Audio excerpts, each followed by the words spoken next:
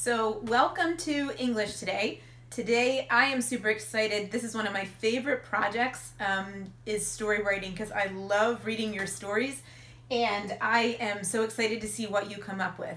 Today we're going to start to look at the parts of a story, and I'm going to illustrate that for you, model that for you using the book Sylvester and the Magic Pebble.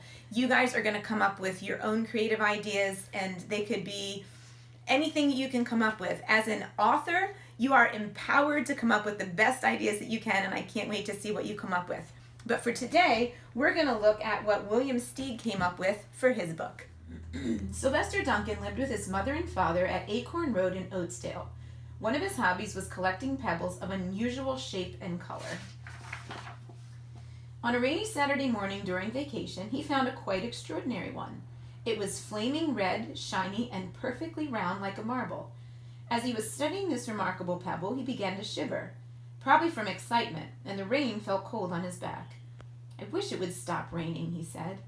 To his great surprise, the rain stopped. It didn't stop gradually as rains usually do. It ceased. The drops vanished on the way down. The clouds disappeared, everything was dry, and the sun was shining as if the rain had never existed. In all his young life, Sylvester had never had a wish gratified so quickly. It struck him that magic must be at work, and he guessed that the magic must be in the remarkable-looking red pebble, where indeed it was. To make a test, he put the pebble on the ground and said, "I wish it would rain again." Nothing happened. But when he said the same thing holding the pebble in his hoof, the sky turned black, there was lightning and a clap of thunder, and the rain came shooting down. "What a lucky day this is," thought Sylvester. "From now on, I can have anything I want. My father and mother can have anything they want. My relatives, my friends, and anybody at all can have everything anybody wants." He wished the sunshine back in the sky, and he wished a wart on his left hind fetlock would disappear, and it did. And he started home, eager to amaze his father and mother with his magic pebble. He could hardly wait to see their faces. Maybe they wouldn't even believe him at first. So this is the first part of the story. This is the introduction. Here is where we meet the characters, where we find the setting, and where we begin to get some of the background information on what's going to be happening in the story. The author tells us who Sylvester is, where he lives, and he tells us about his rock collecting endeavors and how that sort of sets up the rest of the story to come.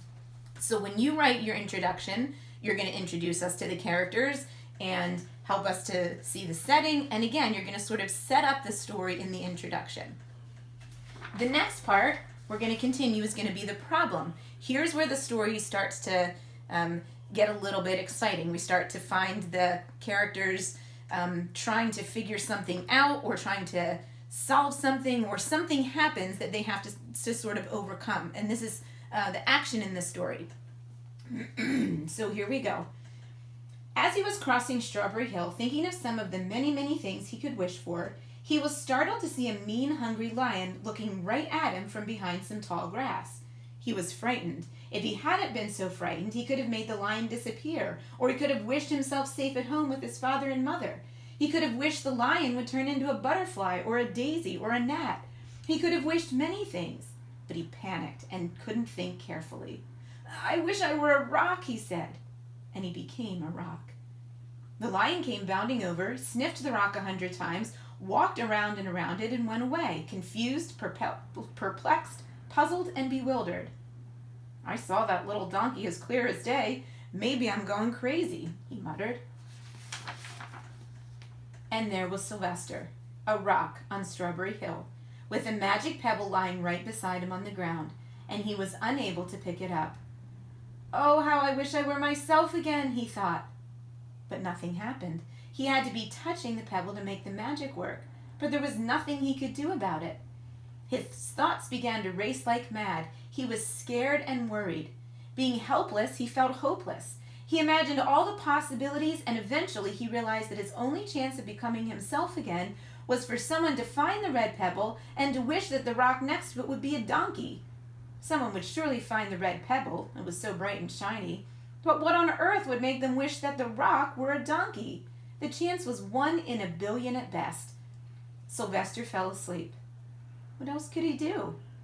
Night came with many stars. So here's the problem in the story, but now we're going to go on to add some events to this problem. We're not just going to state the problem, we're going to add a little bit more action and a little bit more excitement to this part. Meanwhile, back at home, Mr. and Mrs. Duncan paced the floor, frantic with worry. Sylvester had never come home later than dinner time. Where could he be? They stayed up all night wondering what had happened, expecting that Sylvester would surely turn up by morning. But he didn't, of course. Mrs. Duncan cried a lot, and Mr. Duncan did his best to soothe her. Both longed to have their dear son with them. "I will never scold Sylvester again as long as I live," said Mrs. Duncan, "no matter what he does." At dawn, they went about inquiring of all the neighbors. They talked to all the children, the puppies, the kittens, the colts, the piglets. No one had seen Sylvester since the day before yesterday. They went to the police. The police could not find their child. So here we have the problem and events. So Sylvester is stuck as a rock. His parents are trying to find him, and nobody can. We're going to keep going with the events. All the dogs in Oatsdale went searching for him. They sniffed behind every rock and tree and blade of grass, into every nook and gully of the neighborhood and beyond, but found not a single scent of him. They sniffed the rock on Strawberry Hill, but it smelled like a rock. It didn't smell like Sylvester. After a month of searching the same places over and over again, and inquiring of the same animals over and over again, Mr. and Mrs. Duncan no longer knew what to do. They concluded that something dreadful must have happened and that they would probably never see their son again, though all the time he was less than a mile away. They tried their best to be happy, to go about their usual ways, but their usual ways included Sylvester, and they were always reminded of him. They were miserable. Life had no meaning for them anymore. Night followed day, and day followed night over and over again. Sylvester on the hill woke up less and less often. When he was awake, he was only hopeless and unhappy. He felt he would be a rock forever, and he tried to get used to it. He went into an endless sleep. The days grew colder. Fall came with the leaves changing colors. Then the leaves fell, and the grass bent to the ground. Then it was winter. The winds blew this way and that. It snowed. Mostly the animals stayed indoors, living on the food they had stored up. One day a wolf sat on the rock that was Sylvester and howled because he was hungry. Then the snows melted, the earth warmed up in the spring, sun and things budded. Leaves were on the trees again. Flowers showed their young faces. So all of this fits with problem and events. We still haven't started to solve the problem yet, but we're getting there. But the author put in lots of good things that happened. He didn't just say Sylvester turned her into a rock, and then he turned back into a donkey. He gave us lots of good events in there. So now we're going to get to the solution part. How does the problem finally get solved? One day in May, Mr. Duncan insisted that his wife go with him on a picnic. "Let's cheer up," he said. "Let's try to live again and be happy, even though Sylvester, our angel, is no longer with us." They went to Strawberry Hill. Mrs. Duncan sat down on the rock. The warmth of his own mother sitting on him woke Sylvester up from his deep winter sleep. How he wanted to shout, "Mother, Father, it's me, Sylvester, I'm right here." But he couldn't talk. He had no voice. He was stone dumb. Mr. Duncan walked aimlessly about while Mrs. Duncan set out the picnic food on the rock. Alfalfa sandwiches, pickled oats, sassafras salad, Timothy compote. Suddenly Mr. Duncan saw the red pebble. "What a fantastic pebble!" he exclaimed. Sylvester would have loved it for his collection. He put the pebble on the rock.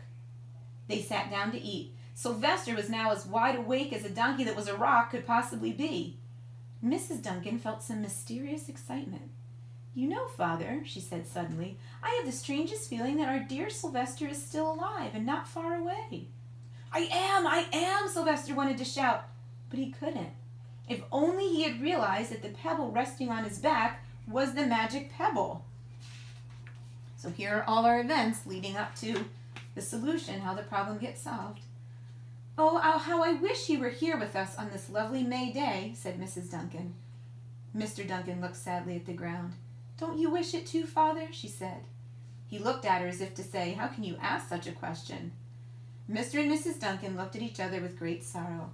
I wish I were myself again. I wish I were my real self again, thought Sylvester. And in less than an instant, he was. You can imagine the scene that followed. The embraces, the kisses, the questions, the answers, the loving looks, and the fond exclamations. So here we have our solution. And again, and events. So the problem got solved, but the author didn't just say, Sylvester suddenly turned back into a donkey. He gave us all the events, his parents going on a picnic and finding the rock, and how that came to solving the problem. The last part of the story is the conclusion. That's after everything else happens. How does the story completely wrap up? Our problem is solved, but that's not quite the end of the story. So here's the conclusion. When they had eventually calmed down a bit and had gotten home, Mr. Duncan put the magic pebble in an iron safe. Someday they might want to use it, but really, for now, what more could they wish for? They all had all that they wanted. The end. So that's the conclusion of the story. That's how everything wraps up. Once the problem gets solved, we wrap up the whole story. When you do your pre-write, you're going to have a place for your characters, and you can just list the main characters' names, for the setting, and you can just write where that happens. And then you're going to have 4 boxes. One is going to be for the introduction, and then one for the problem and events, one for the solution and events, and one for the conclusion. In your pre-write, you are just jotting ideas in those boxes. You are not writing your whole story. You're going to take what you've jotted in those boxes, doesn't even have to be complete sentences, and then turn that into your story. Each one of these is going to end up being a page in your book. So you're going to end up with a 4-page story when everything is said and done. So you're going to start with the pre-write, and then we'll work through writing the rough drafts, and we'll work through then finalizing them and doing the final drafts, just like we did in class with our autobiographies earlier in the year. Okay? All right. Hope you enjoyed this story, and I hope you're ready to write your own. I can't wait to read them.